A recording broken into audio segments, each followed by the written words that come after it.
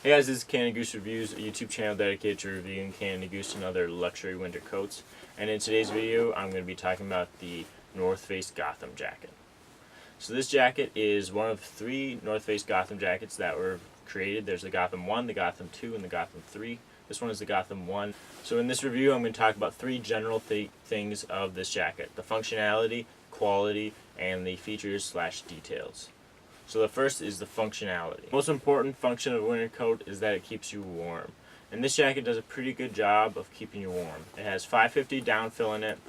It's got a pretty good hood that's pretty deep. So it has fake fur trim on it right here.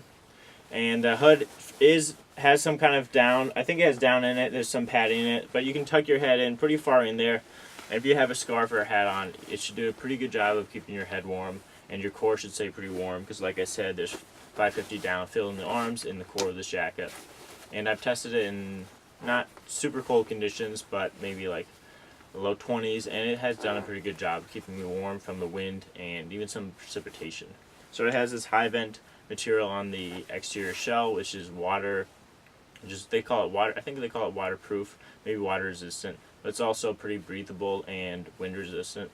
So I found that the quality of the shell does a pretty good job of keeping you warm, keeping you dry. And all in all, it gets a good rating for the warmth of the jacket, which obviously is pretty important.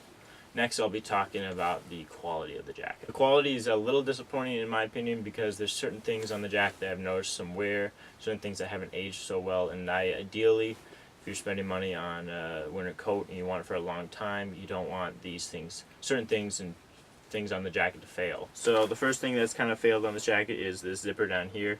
You won't be able to tell in the video, but it's starting to tear off the bottom because this zipper is a YKK zipper, but it's not that heavy duty unlike some other winter parkers, so it's already starting to tear a little bit, and maybe if I wore it for another year, it might be completely tear, and I could send it into North Face, but in general, it's a little disappointing that part is already tearing, and that's kind of a bummer. The other thing is the cuffs. So the cuffs are these rib cuffs, and they should cling to your wrist pretty well here, but as they've aged, they've kind of lost their elasticity, so they don't cling really to my wrists, and there's not a whole lot of point of these rib cuffs if they're not even going to cling to your wrists and they're going to let cold air in. So they let cold air in a little bit more than I'd like due to its age and the general wear, as well as the bottom. So the bottom has the same ribbed material on it, and it's also lost a little bit of its elasticity, which doesn't cling as tightly as it once did to my waist. And that's a little disappointing. The other thing is I'm not a big fan of this fake fur trim. It's gotten worn pretty quickly, and it looks worse when it's worn as it is, and it doesn't feel as nice anymore, as nice as it used to. It's nice that at least I can take it off if I have the option, but in general I'm not that impressed with how it's aged either. Other aspects of the jacket have held up pretty well. All these snaps are still in place. The other zipper on the jacket works pretty well still. So other aspects of the jacket and the quality of it have held up. Just the certain things that I've outlined have not held up so much. So in general, the quality is slightly disappointing because maybe I have high standards for the quality of my winter coats, but even if you're spending $300 or $800 on a winter jacket, you'd like it to last a lot of years. Alright, so the last thing I'm going to talk about is the general features of the jacket. Now, before I get into that, I'll just do a quick 360 of this jacket.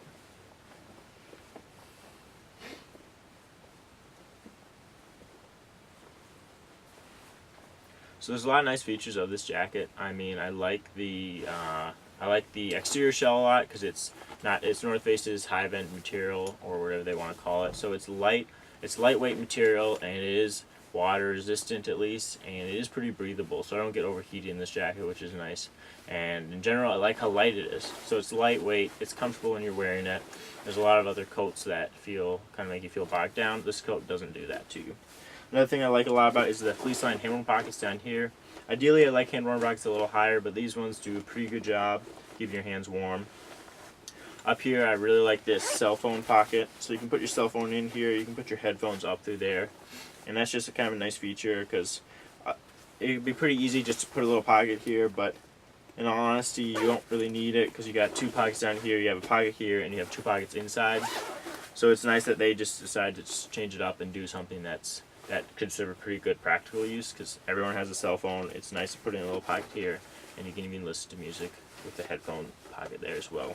So inside the jacket, there's a nice Napoleon pocket with, again, headphone hole there too. So that's a nice feature. It's a pretty deep pocket, and then on this side you have another pocket here. So it has enough pockets for you. It has a nice feature, some other nice features on it as well. Maybe one feature I wish it had that it doesn't is the hood protection. So I kind of wish the hood could zip up a little higher so you wouldn't have to wear a scarf or something else with it. And that I wish it just zipped up a little higher. Maybe not a full tunnel hood, but at least a little bit more protection from the bottom of your face. That's really the only feature of detail that I kind of wish this jacket had more. Maybe higher hand-worn pockets too, but for the price and for the features that I've described, the jacket overall is a pretty good jacket for $300. If I was given $350 and I was told to buy a jacket, I'm not sure if I'd settle on this one though. I might do a little bit more looking just because of some of the quality issues, in the sense that if I wanted to make my money stretch a little longer than maybe like 3 years of wearing a jacket, and I worry about this jacket holding up. But the other features and the warmth of the jacket are pretty impressive for its price range. So if you're looking for a bomber jacket and you like this one a lot because you like the style or you just like the features I've described or how warm it is, this jacket could fill your needs for that. If you like this video, make sure to like and subscribe. Also stay tuned because I'm going to review this jacket with a Canada Goose Chilliwack bomber jacket, and also do a video where I'm going to look at the warmth of this jacket compared with the Chilliwack jacket using a thermal imaging camera. So stay tuned for that video, and thanks for watching, guys. Stay warm.